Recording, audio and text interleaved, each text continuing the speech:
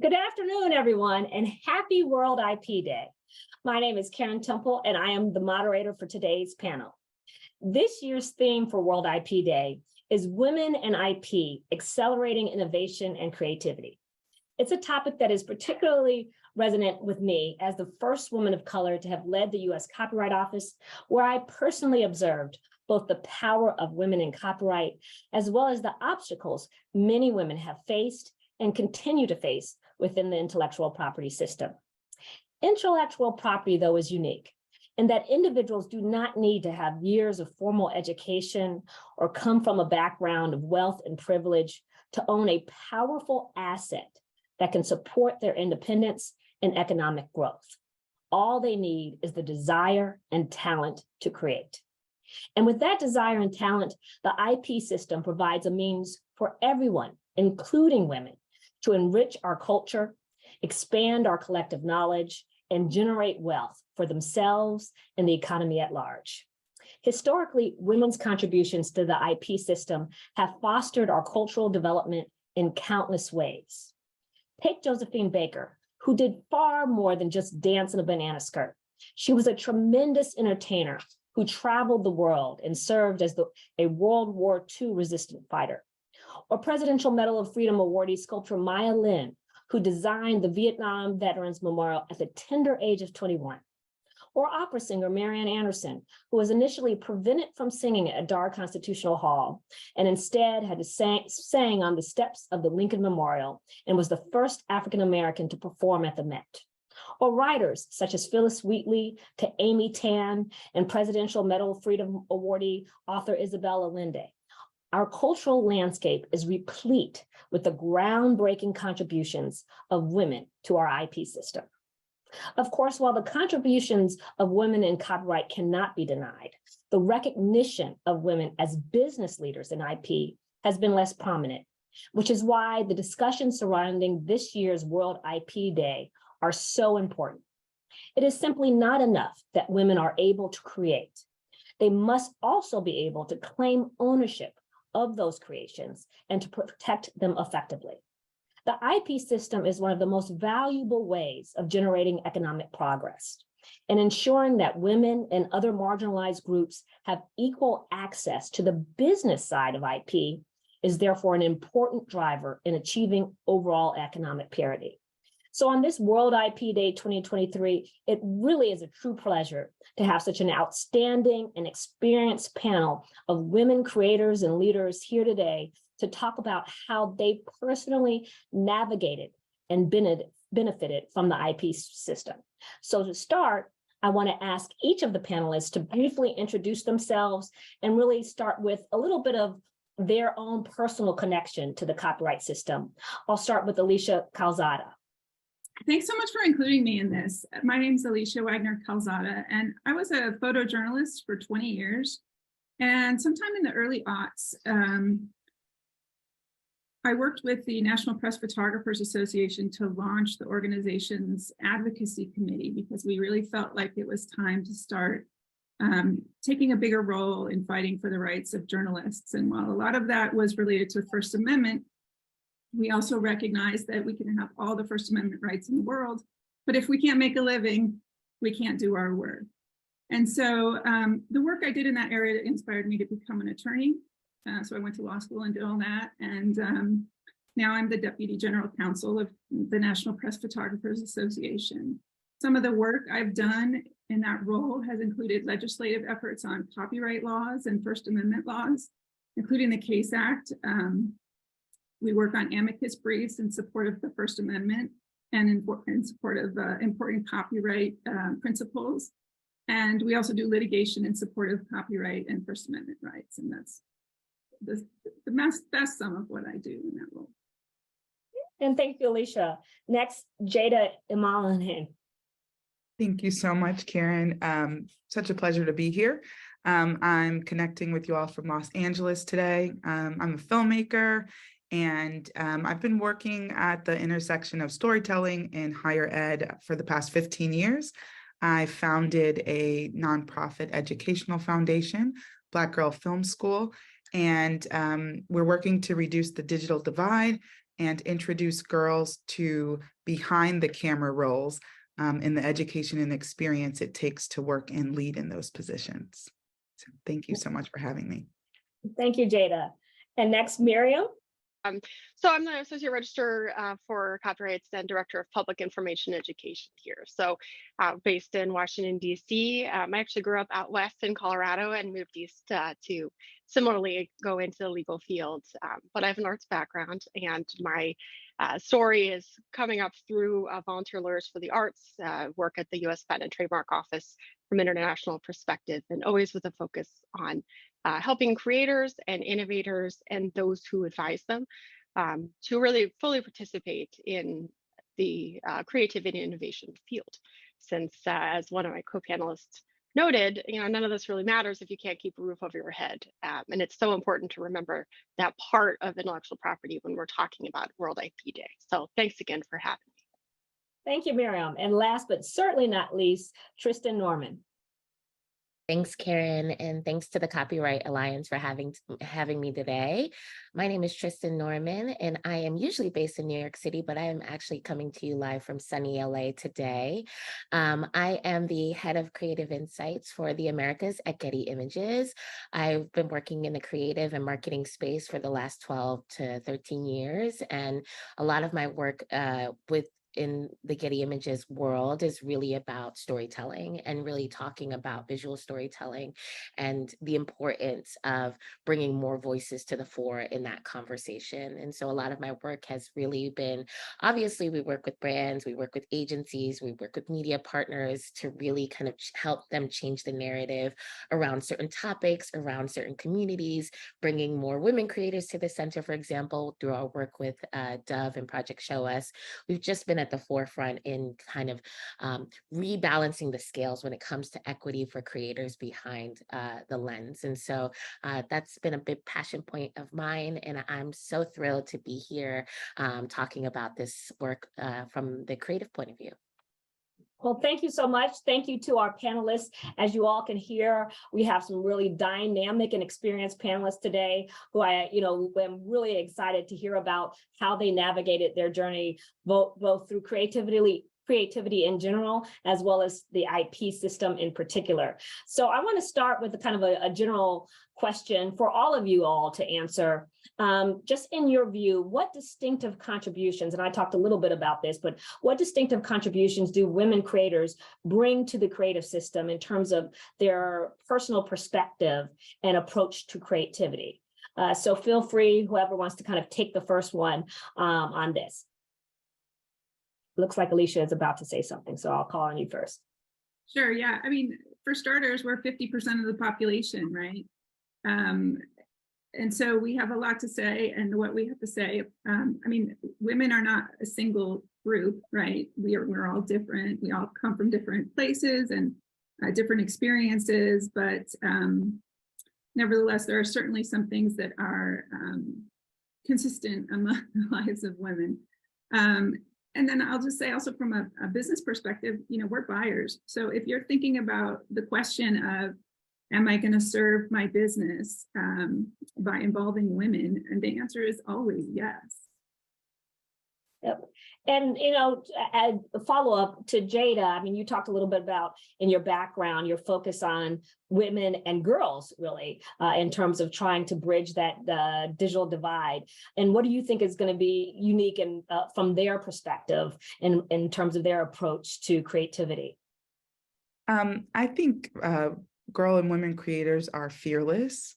I don't think that, especially working with them for the past 15 years, that they're aware of any barriers or boundaries in terms of their storytelling and creativity. So the possibilities for what they can create across platforms is really limitless.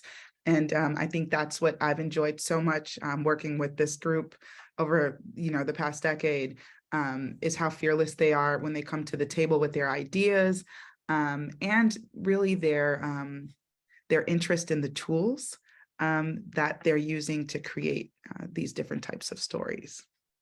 And remind us, what are the age range of the women and girls that you work with?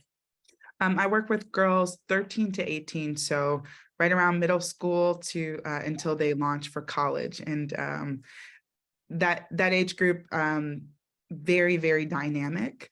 And we're really interested in exposing them to the many different roles that they can work in that they're unaware of at that age. And so being able to kind of focus their education and their training in a direction that they can really exploit as an adult in the professional world has been paramount to our success. Well, fearlessness is truly like that element, I think, that really helps us all to get along in the world and to be successful. So it's great to hear that the girls that you work with have that element of fearlessness in their character and personalities. Tristen, did you want to add something?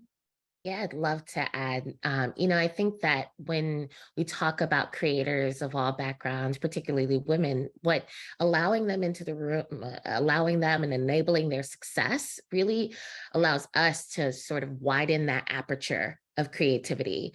You cannot create game-changing, impact-leaving work by just talking to the people that talking to the same people over and over again. You really have to have a multitude of perspectives, interrogating, challenging, and really pushing each other to elevate the work that you're creating.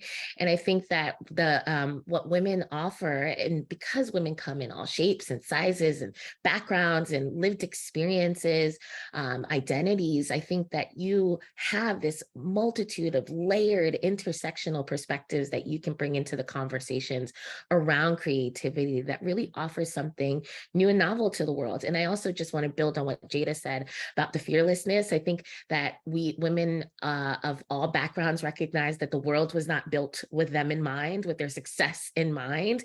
And so they are not limited often by kind of the same restrictions of rules and norms and all of those things. They're always going to bring something really interesting and novel into the conversation, in my experience of watching women creators grow and flourish within the industry. So I think it's incredibly important to enable their success.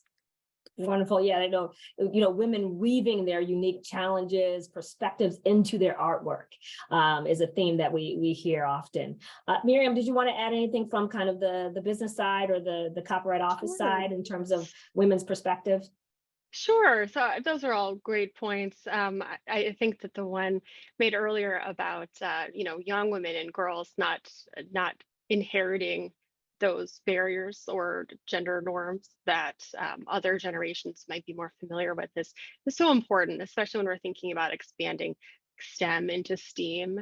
You've got women and girls who are really thinking about the whole continuum of innovation and creativity together. They may not identify as being an inventor or an author or a specific area of creator.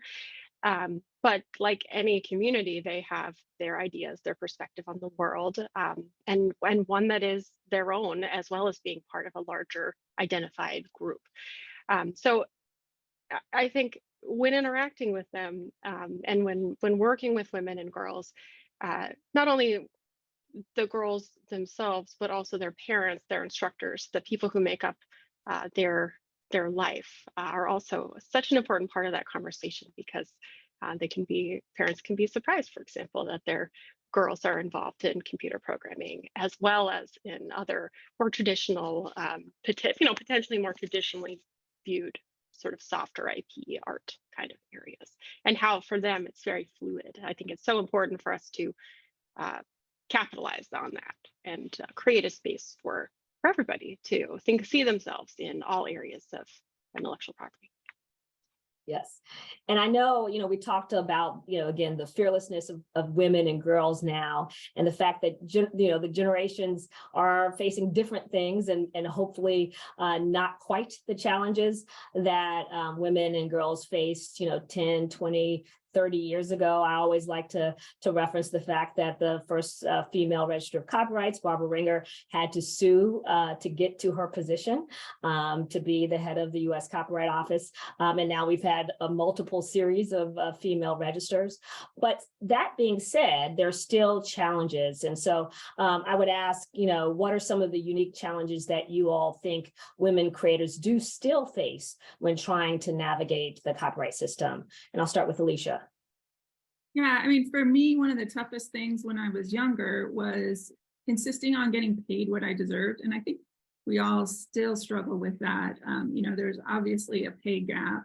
And we don't always realize there's a pay gap. But in addition to that, I think we're programmed to defer and to just, be grateful for what we get. That's a cultural thing that women are programmed to do in our society. And I think it's very important that we always stop and think, first of all, would a man be treated differently if he asked for more money the way I intend to ask for more money? And if so, then do it. And then I think also we need to realize that if the places that we're going aren't going to treat us properly and fairly, there are places that will. And we don't need to be somewhere and give our talents and energy to the dreams and missions of groups and companies that won't treat us properly. I think that's a really important thing to think about.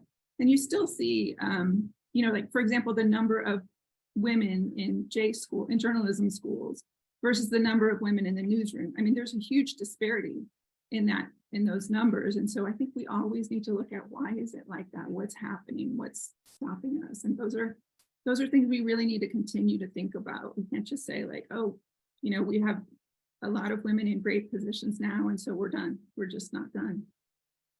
Yep. And I will say, Alicia, those 2 points you made about just advocating for yourself, negotiating, and also, being willing to admit when and recognize when you're not being supported and to leave and to go somewhere else are 2 things that it took me a long time to kind of develop as a woman and a woman lawyer. But I think that they are key to really our own success, being able to advocate for ourselves and then recognizing if a place isn't supporting you, there will be other places that will support you in a better way. Do others want to talk about the unique challenge? Maybe Miriam? Absolutely. So we have acknowledged that there are gaps in access for women in the patent side, in the copyright side. Recently, the Copyright Office issued a report on what we observe in participation from women in the copyright system in terms of registrations. That this gap is decreasing over time, so it's narrowing over time, which is great, but it's not at zero, and that's what we'd like to see. So there are a lot of reasons that could be the case, some of which I think Alicia may have touched on. But part of it is just an awareness of the importance of securing those rights so that you can go and demand a better deal, or that you can go and enforce them, or that you can go and create businesses or structures or support around that. So as we've noted that, we've engaged in a lot of discussions with our colleagues in a whole of government approach, as well as our colleagues at the World IP Organization and others. And I'll touch on a little bit of that later. But, we note that, and we don't want there to be lost Marie Curies and lost Zora Neale Hurstons because there wasn't an awareness of the importance of identifying something that you've made, and taking it into the marketplace so that it can be something that not only benefits you and your family and your community, but also, everyone else through the output of your creations of your mind. Exactly. Tristen or Jada, did you want to comment at all about the challenges that women face? I'd quickly add from the filmmaking perspective. We're aware of a lot of the numbers in terms of women working behind the camera, and I think increasing agency in the creation process. Like, for example, Directors of photography, they represent less than 3%. Women represent less than 3%. So that means that a lot of the things that we see are being framed through a male gaze, not necessarily encouraging or empowering women directors or women storytellers in that way. And I think that girls being able to see that and operate those tools can kind of reduce some of those challenges. But that's what I've found from my journey from film school all the way now to LA is, I think like Alicia mentioned earlier, deferring to someone else as an expert on your own project or your own vision. And then it kind of waters down what it is that you're presenting to the world. So I'd say a big challenge is agency and owning, the operation of that technology within that. Exactly. And, we talked about the challenge. So how, and maybe Jada, you can start with this one because you're interacting a lot with young women and girls, but how can we ensure that women creators are supported and nurtured along their kind of copyright and IP journey? So we found in research, we were trying to figure out when girls were introduced to filmmaking behind the camera. And we found that Black girls specifically were entering the game much later than their counterparts. And I'd, expand that to most girls in terms of when they're learning about these different roles or avenues in terms of creation. So we found one, there was a serious lack of like mentorship, right? It was difficult for a girl to be taught film by a woman or a woman that looked like them specifically. That reduced the opportunity for that type of encouragement or mentorship or guidance down pathways that are not traditionally staffed by girls or women. So we started building the pipeline sooner. Getting these girls in middle school, exposing them to different industry experts, telling them about different pathways, and creating an immersive platform for them to learn filmmaking without all of the barriers and loud voices telling them what they can't do or where they're not represented. And so far, we found success in that model, taking girls from like their first film school experience with Black Girl Film School all the way into college admission. So at places like Stanford, Columbia, NYU, USC, and literally it being their first experience learning in that way. So we know that it was just an access issue and not really, a deficit in talent or intelligence, for example. So that's two of the ways that we're trying to nurture filmmakers, mentorship and earlier access to those roles. Thanks. And Tristen, is there anything unique that you see in the photography side of things, or just generally in terms of nurturing and supporting women in the industry?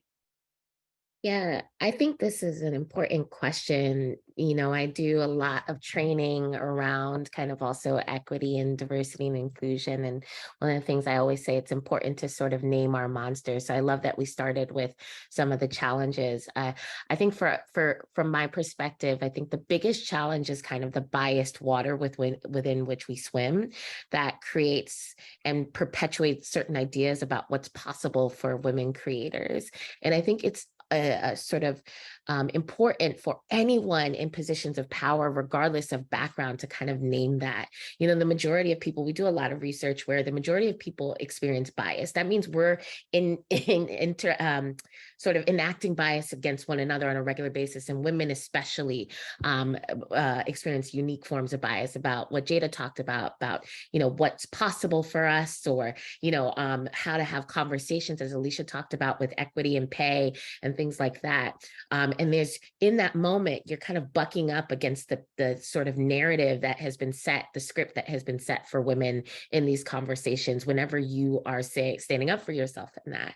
And what we want to do is create create an environment in which that is less of a barrier. When women creators are trying to progress, women that are creators are trying to fight for, equitable pay or access to certain opportunities and things like that. It's really about interrogating, well, what am I as a decision maker, a gatekeeper of any background, kind of bringing into the room, into that conversation, when a woman is kind of asking for help or asking for a hand.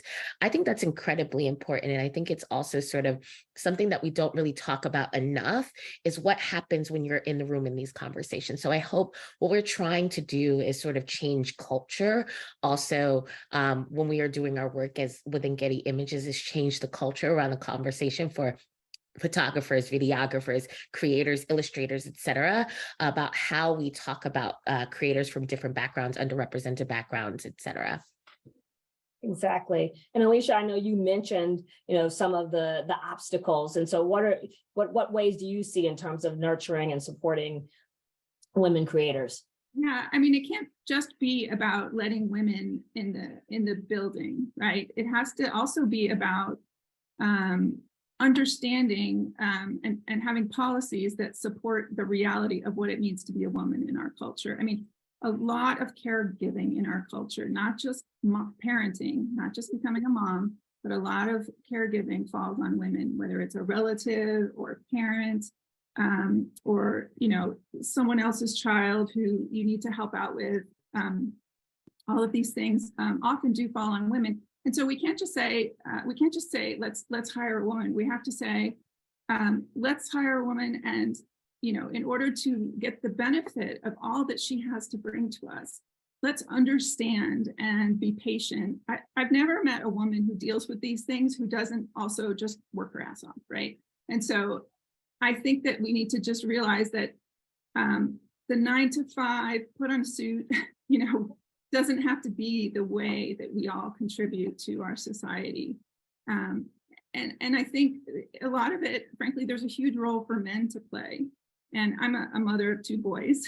And so I feel like, as much fun as I would have had raising a girl, I think my boys are just as important to this process of supporting women. I raise them to expect women to do great things. They have women doctors, dentists, their mom's a female lawyer, so I get questions from them like, Mom, can a boy be a lawyer, or can a boy be a doctor? And I love those moments because of course I like to tell them, of course you can be anything you want.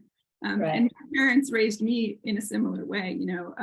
I never saw obstacles until they showed up in my life. I never thought there's going to be these obstacles in front of me. But when men show up to Zoom meetings with their kids in their lap, that supports me. When men take paternity leave, that supports me, and it supports their caregiver. When my husband took paternity leave, that supported our family. And so all of those are things that men can do and people who are raising boys can do to play a part in what we need for women to be a part of our creative community. Yeah, very well said. I love that. It's more than just, opening the door to the building. Once you get there, you need to be able to make sure that women and other groups are able to actually succeed once they're inside the building. And so turning a little bit to Miriam again, you talked about the Copyright Office study on women in copyright. So what are some of the steps that you and the Copyright Office are taking to improve and discuss equity and diversity in copyright? Well, thanks for that question, Karen. This is a really important topic for the office for a number of reasons. And the first reason is that, as I mentioned, it's one of our overarching strategic goals to have copyright for all. And so what that means is that we're looking at who we're currently reaching from an information perspective. If one of the assumptions we could make is that like in all areas of intellectual property, if you don't know about it, you're not going to take steps to participate in it. I think it's important to distinguish what the government can do at the federal level from what can be done within the private sector and at the community level. So I'll touch on the first to begin, and then I'll move to the other 2. So the Copyright Office is expanding what we do in terms of outreach. We've expanded both the modes in which we conduct this outreach, virtually, obviously, like today and following the pandemic, as well as returning to in-person outreach and engaging with conveners of women or of underserved communities to ensure that we're not responsible. Like the government's never going to be the sexiest thing on the menu in anyone's life, especially women who are busy. They've got kids to take care of with their husband or their partner, and it's not always going to be something you sign up for. But if we can get in with a partner who is a trusted partner on the community level, who's already convening that group, that's where we want to bring that message. So working with conveners to be able to do that, whether they be in other parts of the state, local, or national government, or whether they're groups like this and like so many others. Some of the things we're also exploring, in addition to just bringing our message of general IP awareness and education to those groups, is also, as I mentioned, continuing to study the data of the information that we have, which is registrations. So, we've looked at all this information, been able to take an educated guess about gender from a high statistically relevant perspective. And we've made this data set available online. And so other researchers can look at it. It's disaggregated, so nobody's privacy is at risk, but we're able to take a deeper dive into where are these women across the country? How deep are there communities where there is a high level of participation in creative industries, but not necessarily a high level of participation in the copyright system? How does that come out from a gender perspective, from other socioeconomic perspectives? That helps us to direct our strategy for outreach, more fairly to who needs to hear it. And then finally, in terms of partnerships, I mentioned earlier some partnerships we're exploring with other government agencies. We participate as a vice co-chair organization in the Council for Inclusive Innovation, chaired by the Department of Commerce through the U.S. Patent and Trademark Office, but also including Economic Development, the Minority Business Development Agency, the Small Business Administration, and several other organizations, including National Science Foundation and others, just to ensure that we're talking about all of these concepts together, business acumen and what funding is available, since that is so important to women and to others, as well as what government support's available and what's available on the community level. So one of my favorite parts of that engagement is really doing a critical look at where all these assets are. Where's the money? Where's the help? Are these services meeting the need where they need to on the ground? And what partners can we find to help connect that last mile of information so that if there are resources out there, they'll be used. Finally, looking back to my private sector days when I was directing volunteer lawyers for the arts organization, one of the things that was mentioned to me and that I've seen studied through the government since has been women are more likely to seek the services of an IP lawyer who's also a woman. They want to see that representation. This may be because they have a preference. It's probably more likely that that's just a part of their network. They don't have an old boys network of people that they have this, sort of traditional male community around. They don't know a guy who's in finance unless they do, which is great. So women are beginning to build these kind of mentorship, clubs, these organizations that really bring women together as they come up through their own careers, so that they can be that to each other. So to the extent that we're able to support that and participate that from where we sit, or really amplify that, and we want to do that because it is so important for women to see themselves represented, not only in their own careers, but in the professionals, the accountants and the lawyers and the people that they need to help them move forward in their careers. Yeah, there are so many people that are part of that creativity and ensuring that, you are able to benefit economically from the creativity, and having women not only be the creators themselves, but be the business folks supporting that creativity also helps. Turning to Tristen, maybe from the private sector side, are there things that you can highlight within your industry that are being done to try to improve equity and diversity in copyright? Yeah, I mean, we've been doing a lot of work in this space because this has been a commitment of ours, for the 27 years we've been around. We work with, I mentioned at the top of the call in my introduction, with Dove, which is a part of Unilever, alongside their creative agency, Razorfish, and the creative collective, Girl Gaze, to launch Project Show Us in 2019. And Girl Gaze is focused on sort of opening up opportunities for creators who are women and also non-binary. And so what the collection was designed to be, a collection photographed exclusively by women and non-binary creators, with women and non-binary people in front of the lens. So you had that kind of representation behind and in front of the lens.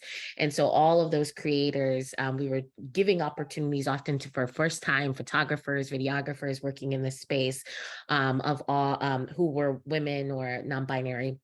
And then also for the collection to sort of sustain itself as the collection grew, we also reinvested that money back into the community. So 10% of the proceeds from the collection went back into a grant that offered opportunities for, again, women and non-binary creators. So we were trying to kind of create this cycle of investment within the community. A lot of, and so there's that access work. We do a lot of that grant work across not just our creative content, but also our editorial content. We regularly do grants in the editorial space for photojournalists and creators in that space, because we know, I'm sure Alicia knows, it is a sort of historically, I think these things are changing, but historically been a boys' club. And so we understand that the difference between a lot of these creators is just access, is just knowing the right people, and it's just that sort of level of investment. And then when it comes to changing visual culture, another thing we've been committed to doing is really bringing sunlight around how women are depicted in media. And so we've partnered with See Her in the advertising space. See Her is part of the Association of National Advertisers, and they are committed to sort of rewriting how women are depicted in advertising, because advertising is so pervasive. We are surrounded and inundated, for better or for worse, with companies who are trying to sell their wares. And we are trying to get brands to think about and to pause and to take a step back and think about, what are they perpetuating when it comes to women in media? And so one of the things we found through our research with See Her was that women are more likely, even though women are more visible than ever before, they are often still stereotyped. There are stereotypes like the kind of doting mom and the kind of boy crazy teenage girl. You don't often see women, you still see women more likely being represented in domestic activities, household things, and not necessarily represented in leadership and innovation. And what that does is, if this is the water in which we swim, it perpetuates this idea about what is possible. It inundates us with, information about the limitations of, or that women only need to be in these sorts of positions. And so what we're trying to do is say, yes, it's great. Women who are moms, women who are at home doing and taking care of the home. Fantastic. Let's support and elevate that, but let's kind of widen that aperture and tell a whole bunch of different stories about what's possible for women creators. So we're doing that work both in terms of establishing, creating equity for women creators, but also kind of changing the narrative about what's being told in terms of visual stories out in the media ecosystem. Great. Alicia, did you want to add anything in terms of from the industry perspective on stuff that is being done to try to help improve diversity and equity in copyright? Yeah, well, I noticed that in the Q&A, and then also there were some other mentions about mentorship. And so of course the National Press Photographers Association does have a mentorship program, and there are other mentorship programs, within similar organizations. And I think that's something that really important that our industry needs to continue to embrace and focus on, because it makes such a difference. If you have a mentor, you know which colleges are the right colleges for what you want to do in the future. You can chart a path in front of yourself by at least seeing the paths that others have taken, and you can visualize the future and the things that you need to do. But if you don't have somebody who can even just show you the basics, then it's really, really hard to just figure it all out on your own. And so I do think that mentorship is really key.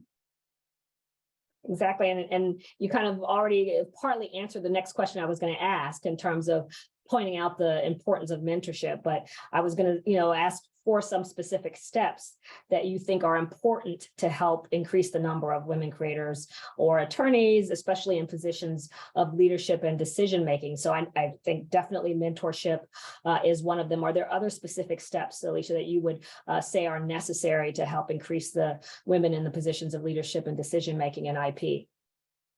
Yeah, I mean, I think it starts with asking them. And not always just accepting no as, I'm too busy, or I see, I try to identify the doers, the people who are out there just getting stuff done. And I think there's a lot of people who just get stuff done and don't really care about the credit. They just want to make things better in the world. And they don't realize, and we sometimes need to do this ourselves and own this ourselves, that if you are capable of making the change, you're certainly capable of having the title. So we see a lot of leaders who are kind of behind the scenes leaders, and we need to embrace the work that we do and what it means and what we should be called as a result of that leadership. So that's one thing. Maybe we can get to it later after Vanessa's talk, but I also have kind of my own personal wish list related to the federal courts and lawyers if we get to that. But I don't want to get in the way of what other people are going to add to that. Well, no, I mean, I'm happy to, get your perspective on that. So one of the things I've noticed, because of course, to practice copyright law, you have to practice in federal court. And one of the things I've noticed is there is this little tiny barrier to getting admitted into federal courts, some more than others. Like there's some that are very open. All you got to do is send in your check for $200. But there's some where you have to do things like get a referral from 2 lawyers who have known you on a professional level that are already admitted to that jurisdiction. And they've known you maybe for like the Connecticut one requires them to have known you for 6 months. If you're not part of a big firm, if you don't know someone in that space. And so that's the kind of thing that, if you're part of a boys club, easier to get, right? But among women, particularly women who are in alternative careers or serving alternative or different communities, right? You may not have that. Maybe you're the one of 2 people doing in-house, or maybe you're supporting creative professionals in a different way, and you might not necessarily have that. And so basically the result of that is that every time you have to file in that court, you have to pay the pro hac vitae fee, which just adds to the burden of serving that community. And I really think that if you're a lawyer, if you've been admitted to a state bar, if you've been admitted to the local federal district court, there shouldn't be obstacles like that to practicing in other federal courts around the country. So that's sort of my personal pet peeve, because I've run into it a few times, but that would be on my wish.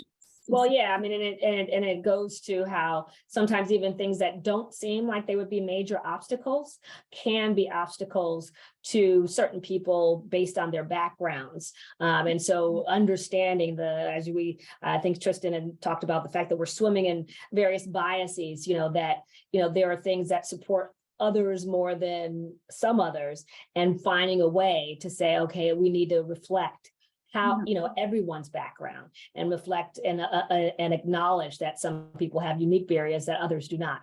And how do we get beyond those? Jada, I know you again have been working with women and girls. What are the steps that you think, specific steps that you think are necessary to increase the number of women and girls, both behind the camera, in front of the camera, and in leadership and business decision-making positions?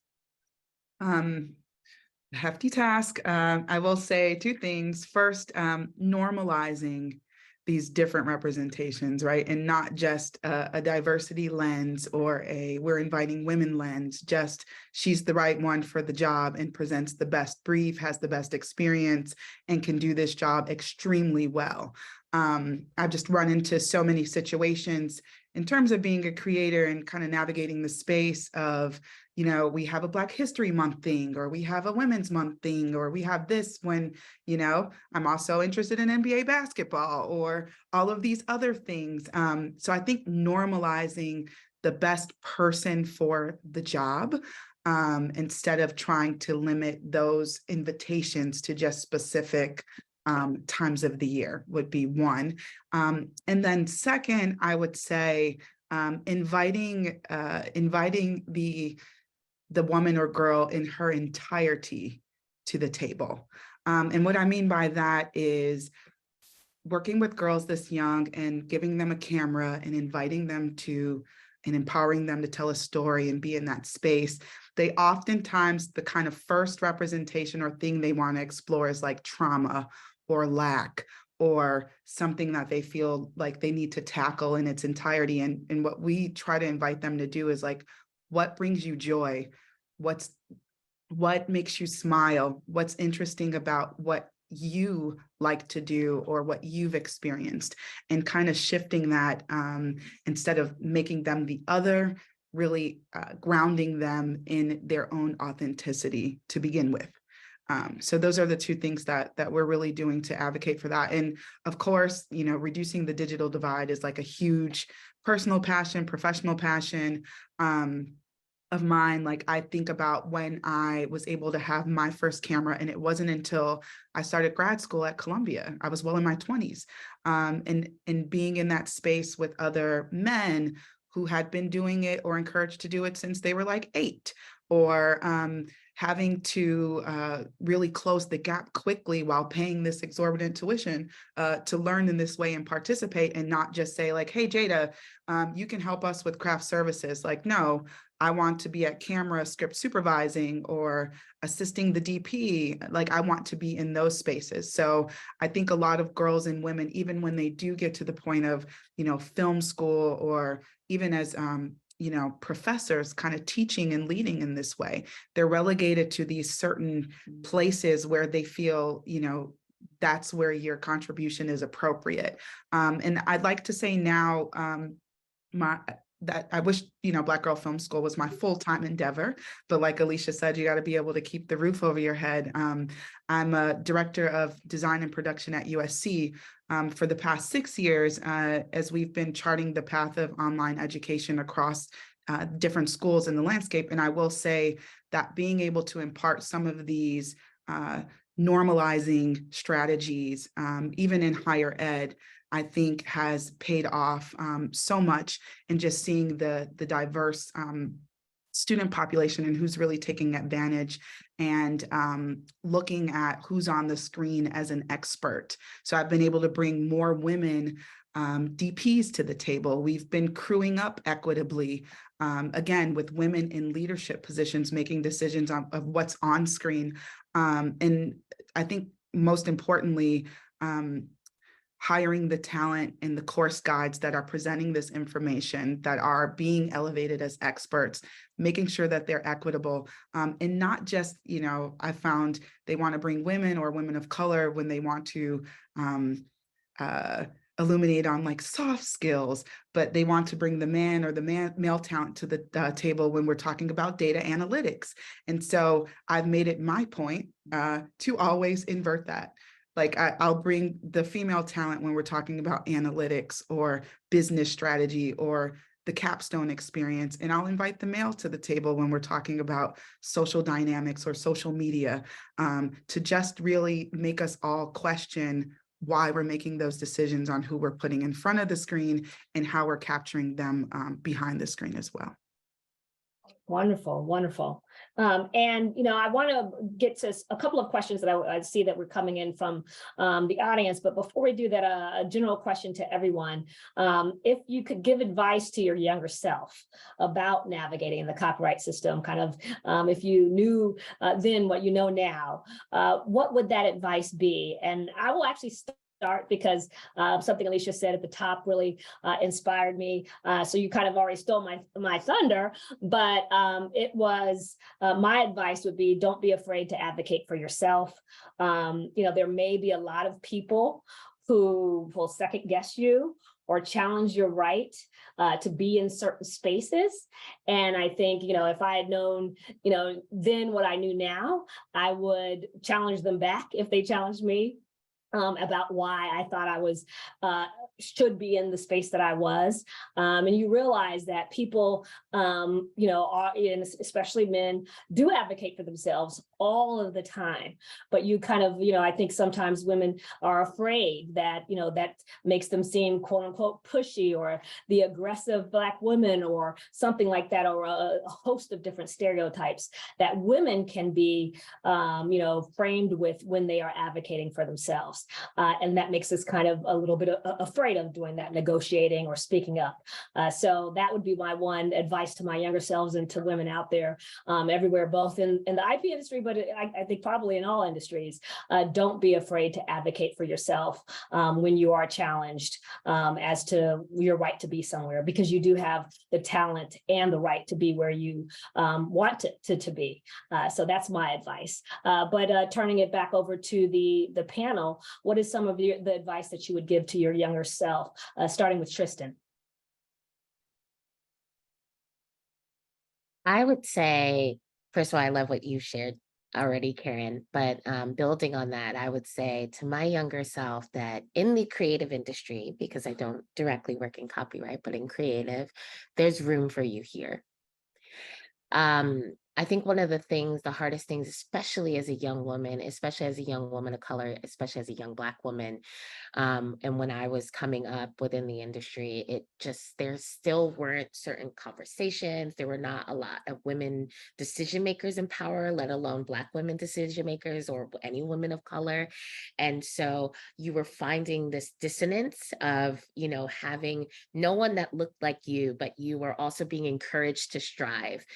You were finding this dissonance between, we want you here, we're excited to have you and your ideas, but don't present your ideas this way, or you're too loud, or you're too aggressive, or you're too, and there wasn't a lot of sort of signals to me that there was room for me here, that there was space for me to be here. And so I would say, in the face of all of that, and to any young creator, that there is room for you here. There's space for you to be nurtured. There is room for your unique perspective, the things that bring you joy, to Jada's point earlier, the things that you're excited and passionate about, the things that you feel like you want to get nerdy about in terms of your creative work. Your vision, it does not need to come into question just because you haven't seen anything like that before. There is room for you here. Well, very well said. What about you, Alicia? Wow, it's hard to to follow those two great pieces of advice. And I'd love, Karen, to hear about how you taught yourself to do that, because that's a huge struggle that all of us face. I would probably advise my younger self to curate the people that I'm involved with sooner. It took me a long time to learn that it was important for me and for my career to surround myself with the right people. And that included not just people who were doing good things and doing important things, but people that had the right attitudes about me and where my role fit, and also who wouldn't lie to me, or things like that. I mean, just, and I think of editors that I've dealt with and stuff like that over the years. Just there are people, like I said earlier, who are there and who will support you and treat you properly. And I think it does take a while, probably for everybody, to recognize who the right people are to be involved with and to be associated with. So I would try to pay more attention to that to my younger self. Exactly. Miriam, how about you? I love all the points that I made so far. I mean, I know it doesn't add a lot, but what I can add is sort of the combination of some of the points I heard, which is, you may not see yourself, you may not see a representation of yourself in places that you want to go, but that doesn't mean that you don't belong there. but don't wait for there to be representation there to push your way in. Just get in there and trust your gut as to where you think that is. I think probably all of us on this call, I don't want to speak for you ladies, but have jobs that, earlier in your career, you didn't know existed. You didn't know this was possible. And here you are, and you love it. And you're having this impact and creating these new connections, which is how we expand this ecosystem for everyone. So I think I had a conversation as a young, I just remember this, with my mother at maybe age 7 in first grade. I came home on career day and said, I don't know what to do with my life. I don't want to be a nurse or a mom or a teacher. Am I going to be able to eat anything? And I'm like 7. My mom's like, there are other things you can do with your life, let's read some books. So I think luckily I was told the thing that I would have told my younger self, but I think it's going to take some grit, and that's not about being a woman alone. That's just about being in the world. So, chart your path, look at everyone you interact with as your curated group, as a potential asset, and stay in touch with them. Exactly. Jayda, what about you? What advice would you give to your younger self? Great pieces of advice. I'm taking them down for now. But I think closing out this question and relating it back to the importance of copyright and its protection, I would say, as a filmmaker, don't build a house on land you don't own. I didn't understand that until very late in life, but you can be inspired, you can have ideas about things that exist, but do not invest your energy, time, and talent in projects that you can't own or exploit, or you can't return back to, again, to the panelist's earlier point, to support yourself financially. And I think I didn't even learn that in film school, that like, if you're making award-winning films, like, you need to copyright them, you need to register them in order to fully exploit what you've done. You need to be able to clear things if you want to sell them. So, while the cool idea at the time may generate energy around what you're doing, always be thinking long-term in terms of what you own, how you can exploit it, and down the line, return to it as a series, as a spinoff, as a book, because you've placed that investment from the very beginning of owning that land and owning that home that you're building on it. Thanks, Jayda. That is actually a perfect way to kind of close out our form questions that I've been asking you, because that gets us back to the business of IP. And you're right. As I said earlier and at the top, we can all create, but being able to use that creativity for our own economic growth is as equally important. And I, used to sometimes when I was at the Copyright Office be surprised that more schools did not teach the business side. So, film schools or art schools wouldn't teach even copyright law. And not that you need to teach it as for lawyers, but at least a general understanding and knowledge of copyright law, so that people understand how they can exploit and make use of their creativity. So that's a great way to kind of close the general questions. And I do have a couple of questions that came in on the chat. I know that we won't be able to get through all of them today, but I wanted to ask some of the questions that we got from the audience. The first was, and feel free anyone to jump in on this one, do you know of any organizations or nonprofits that offer mentorship or guiding services to women who are seeking guidance in a creative path? So we talked about the importance of mentorship in terms of fostering your success in the IP industries. Are there specific organizations that any of you all would recommend to help with that mentorship? Alicia? Yeah, well, I think I mentioned NPPA earlier, the National Press Photographers Association. We do have a mentorship program, and a lot of what we do is built around building community in the photojournalism industry. And so we have events that allow people to connect, and going to those events in person, meeting people. Those are incredibly important steps in a career. I mean, we forget, because everything is virtual now. but sometimes we forget the importance of just one-on-one sitting down with somebody. Here's my portfolio. What can I do? Where do I need to go? And so that's, we have a lot of opportunities like that. We have portfolio reviews at our events where really well-known, phenomenal editors will sit down with people who are early in their career seeking guidance and, spend 20 minutes with them and look at their work and give them support and guidance and suggestions and that kind of stuff. Wonderful. Any others that any of the other panelists would like to throw out there as organizations that you see as a kind of positive mentorship opportunities? I will jump in. Contribute like Women in Film, for example. Oh, yes. Mm-hmm. They're a great one. The Association of Independent Commercial Producers, AICP, they have a great mentorship program, especially for, if you're looking to transition careers or kind of find the next step. So I'd say those two are pretty impactful. Great.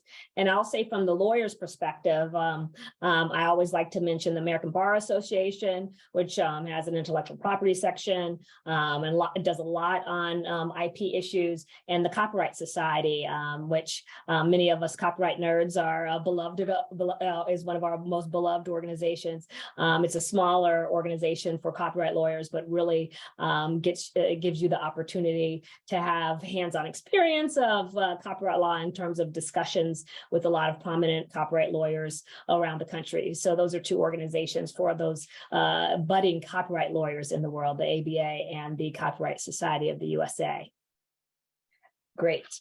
Another question we got, and I in a Women in IP panel, I thought I was going to be able to avoid this, but it's still come up, which is AI. That's the topic du jour, I think, of the hour.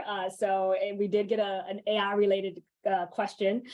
So with the rise in AI usage and developments, what future do you envision for the industry, given today's topic of women in innovation, creativity, and copyright? So do you guys see anything unique in terms of the issues of AI and women in copyright? Any takers on that one? Alicia? Yeah, I don't think this is women specific, but there have been a lot of changes in the journalism industry over the past 3 decades. But something I've always believed is that there's always going to be a home for good storytelling. And I think that whenever there are technological changes in the world, people get a little scared and they start to wonder. And there are shifts, things change. The place that you work at in 2023 is different than the place that a similar person might have worked at in 2020 or 2001 or whatever. But I think we crave good storytelling, and there should always be a home for good storytelling. And I think original good storytelling is where it's at. People need that. Exactly. So one final question from the audience before I wrap up. And the question is, one of the challenges we face is in communicating what copyright is, how it recognizes the intangible, persistent value that a work has. So the questioner says it's sometimes hard to communicate to individuals who already find it daunting to simply ask to be paid for their labor, let alone for their copyright. Are there examples or language that you can share that you use to empower women creators to recognize and assert their copyrights? Other than, show me the money, which is, we talked about follow the money, so show me the money. But what are the type of, is there language or, examples that you use when you're saying, I want to be paid for my work? Who wants to take that one? I'll start just from a really high level. When through something like a legal aid or a volunteer lawyers for the arts organization, you're working with somebody who might have an idea, they're looking to protect it, then they're looking to get into business, and they haven't quite gotten to that point where they realize they're going to have to bring, their deal maker self to the table. But the other side of it is people who've gotten burned. and they know the feeling of when they've been taken advantage of, and when they have all these regrets, they have things that they would have said. So what a lot of, as a lawyer, you're not always counseling the client as to exactly what to say, in their true selves. You're just helping them to do it and to speak for them. A lot of clients and a lot of women would journal. They would write down all the things they wish they had said, in that situation. They would think about what points they would have made, and then they would craft that into something that then the lawyer would review and say, oh, yeah, you can demand these things. This is unreasonable, et cetera. But first, from a personal perspective, whenever I'm asking for something, or I'm a little outside my comfort zone of fundraising in my prior job, or pushing an initiative or something, I test it out. I practice it. I write down what I want to say, and then I just start using it on people and socializing it with myself. And think of yourself almost trying out for a role in a play, where you're playing the best version of yourself, where you're really demanding what you're worth. And it will become natural over time, as long as you realize that you don't have to be ashamed of doing that. You're entitled to do that. You should do that. Yep, no, that's great. I mean, in terms of journaling and practicing, again, we talked a little bit about, it might be surprising to some, but that it is sometimes scary to advocate for yourself or demand payment, even though you're totally entitled to it. But practicing it in front of a mirror, or practicing it with a friend or a colleague, is something that will be able to help you to be able to do that advocacy for yourself. Any others in terms of examples or language that they would use when trying to talk about their right to either be paid or to protect their copyrights? Alicia. I'll just add that I think it starts with knowing. Right. And that's part of what drove me on my journey that ultimately resulted in me becoming a lawyer. Was I felt like I just didn't know enough about my rights. And I made it a point to learn. And I found that my clients didn't know copyright law, frankly. And so you have to start with knowing it like the back of your hand, and being prepared to communicate what your legal rights are, and also knowing your personal guidelines on what you will and will not accept in your life. And so I think it does start there. Yeah, no, I mean, exactly. And I think, just even something as simple as, saying, I created this work. I spent a lot of time on this work. And so it's important for me to ensure that I have the, proper amount of control and the rights that are associated with this work. It might be just as basic as that when you're talking about the exploitation and distribution of your work, saying, look, I spent a lot of time and effort on creating this work. So it's important for me to ensure that I personally, as the creator, am able to benefit and control the exploitation of this work. Any final thoughts before we wrap it up from anyone? Well, again, happy World IP Day to all of the women and men out there, as well as to our panelists. I want to thank our panelists for really an exciting panel today. I personally learned a lot and feel more empowered to go out there and, start building and creating than I did when I started the panel. So thank you for your inspiration today and spending your time with us. I want to thank all of the wonderful partners that we had, the Copyright Alliance, the U.S. Copyright Office, the various volunteer lawyers for the arts for participating in this wonderful partnership today.